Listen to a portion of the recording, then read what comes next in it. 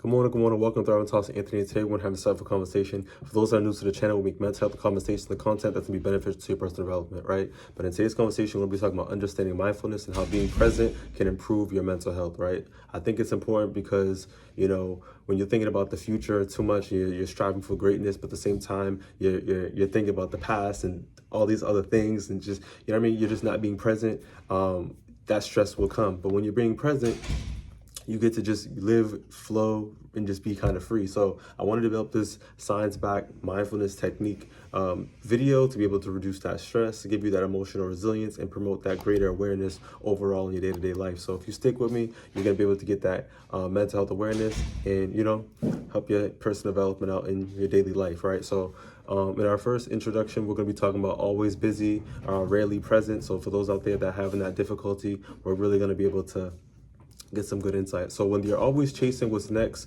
it's really truly important for us to be, like I said, aware and truly just, stick right in the moment, right? So just flow right in the moment, right? So a key point I'll just jump right into is going to be modern life pulls us right into the present.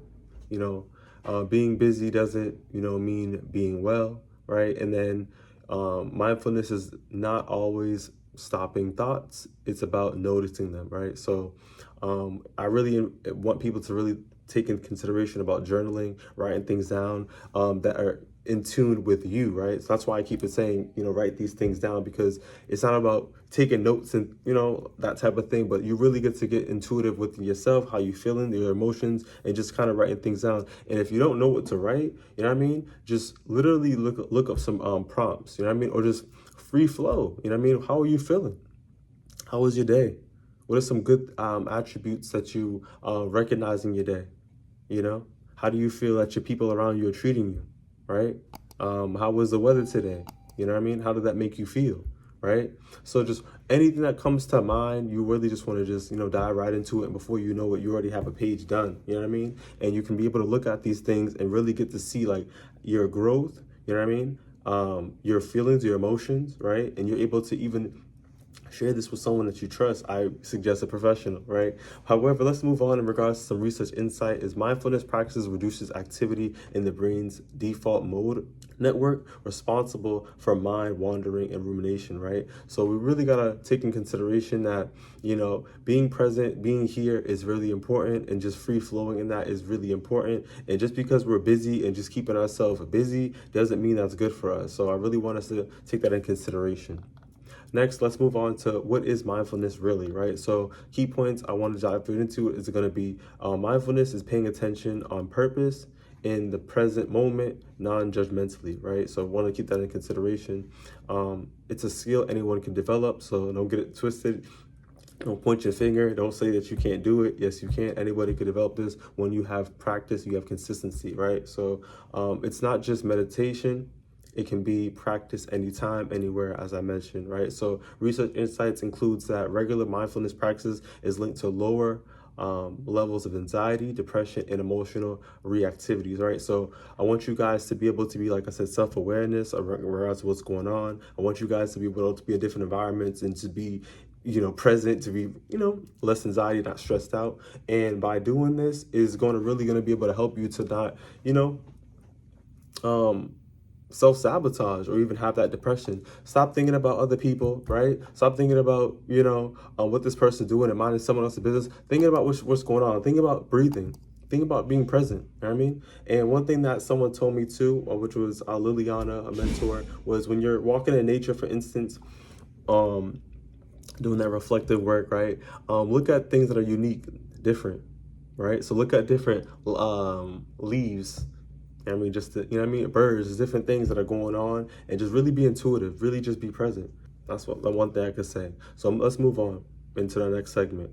So why your brain loves present, being present, right? So the brain is wired to ruminate on the past and worry about the future, right? So our brain is prone to keep us in a spiral of working, it's used to working, right? But it's important for us to have that mindfulness to slow it down, be calm, be intuitive, where we at, where we going, right? How we feeling, right?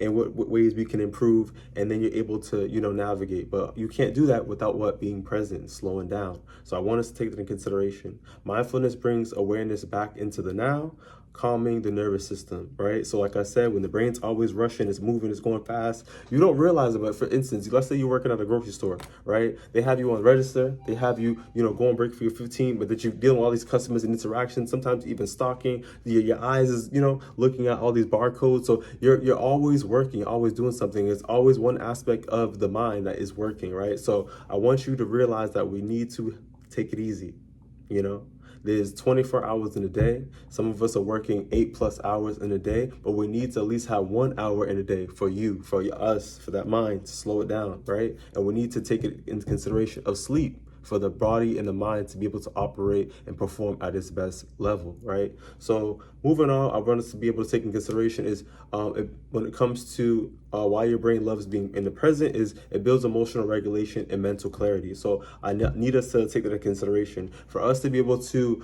be in difficult situations, because life is going to give us, some challenges here and there. And for us to be able to be, strong individuals and soldiers to be able to, deal with those, we need to have that emotional regulation. So we need to be in the present. We need to have mindfulness. We need to slow it down, be calm, breathe, be intuitive. So when it comes to research insights, mindfulness activities activates the brain regions involved in empathy, focus, and emotional regulation, such as prefrontal cortex and anterior cortex, right? So like I said, let's be present, let's focus on now, let's breathe, and let's be here. Moving forward, we're going to be talking about simple mindfulness practice that actually work, right? So I'm gonna give you some techniques. Number one, we're gonna be talking about the 5, 4, 3, 2, 1 grounding technique, right? So you use this in regards to your senses to connect with the present, right? So 5 things that you can see, 4 things that you can feel. What can you feel? 3 things that you can hear, 2 things that you can smell, and 1 thing that you can taste. And that's a grounding technique to be able to, have you focus on mindfulness and being present. Next is going to be the stop method, right? So stop, take a breath, observe, and proceed, right? So perfect for interrupting that stress spirals when you're just things are going around. So once again, that's called the stop method. Next is going to be breathe awareness. So for 2 minutes, just notice your breath. No need to change it. Inhale, exhale, repeat, just do your thing, but just breathing awareness for 2 minutes. Just, maybe close your eyes and do that. Next, we're going to be talking about mindful walking, right? So you just want to focus on each step, feel your feet on the ground, the air, the rhythm, your flow of your walk, you know what I mean? How you doing it, your sauce, your dripping. So it's like real spill, like, mindfully just, walk, and just really just absorb. Sometimes, you want to take out the earplugs and just really just, be intuitive to what's going on, you know what I mean? The sirens and just the cars passing by, you know what I mean? And sometimes you can, put on the your earbuds, whatever. But, mindful walking, just really trying to just be present and enjoying that. Mindful. And what you're doing right now is going to help you out for your future self, and that on that aspect of physicality. But when it comes to some research insights, even short sessions of mindfulness, whether it's 10 minutes a day, can reduce that cortisol, which is that stress hormone, and improve that mood. So I want us to take in consideration being active, but being mindful at the same time could really help us for long term. Moving forward in our next segment, we're going to be talking about how mindfulness builds resilience, or it trains the brain to pause instead of react, right? So like I said, the brain's always working. We maybe feel defensive. Someone said something that made us feel, a little triggered. Instead of us, popping out of our element and doing something that we may regret, this is going to help us. Oh, hold on. What? You know what I mean? Because we're breathing, we're doing all these mindful activities. It's going to help us, be more for the now, and knowing how to deal with it with, like I said, the emotional resilience. All right. So it trains the brain to pause instead of reacting. It increases tolerance of discomfort without panic. Right, it fosters self-compassion and emotional awareness. In regards to, research insights, we talked about mindfulness-based cognitive therapy. When we seek therapy professionally, it is effective in preventing depression, relapse, and reducing symptoms of anxiety, right? So we know how to have better coping mechanisms and dealing with these stressful situations. And like I said, overall, when we're present, it helps us for the now.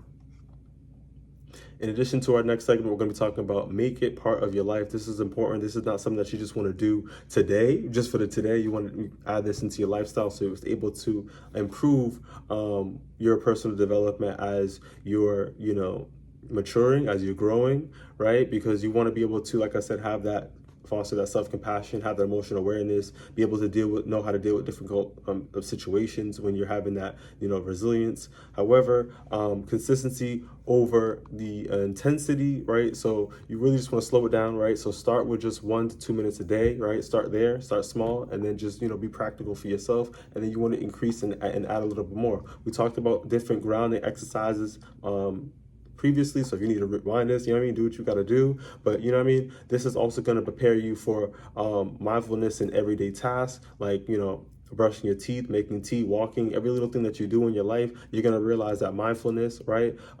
No perfection required, just being present is just what it is. You don't need to do too much. You just need to just focus on what you're doing, and that's just going to help you, right? And the research insights includes that habit stacking, so attaching mindfulness to your routine, your existing routine, increases adherence and long-term benefits, right? So when you're vacuuming, when you're cleaning, don't always look at things in a negative perspective that, oh, mommy just make me do this, or someone's making me do this, whatever. Have a positive aspect. This is going to help you get a bit better, right? It's going to make you a better person, right? Whatever's going on is for the moment. Even for school, I never thought that I'll be in a master's program. I'm gonna keep it a band with you. You feel me? But on the real, it's just like I had to be present. I had to just be really intuitive, right? Intentional when I was taking these classes, right? And here I am now. It just, you grow within the process. So I really want to just kind of give you this video because, when you're thinking about the future, I've been there, thinking about what's next, this and that, having high expectations of yourself, you have society telling you this, family on your back, you got your brain trying to self-sabotage you and do all these things. Overall, mental health is really important, and I was able to, navigate, and I want to be able to share these things with you because I applied them myself. Where my journal at? You feel me? We do this for real. So, I just want to, give you a gift, and the gift is what? Of now, right? So you can't control the past. You damn sure cannot, predict the future, and can control the future, right? But what meets us in the moment fully is, what gives us peace in our lives, right? So I really want to call to action is that you guys stay present, you're right, and focus on the now, be present as possible, breathe, utilize some of those grounding techniques that we discussed. Share, comment, subscribe if you found this video was beneficial. Take it easy, see you on the next one.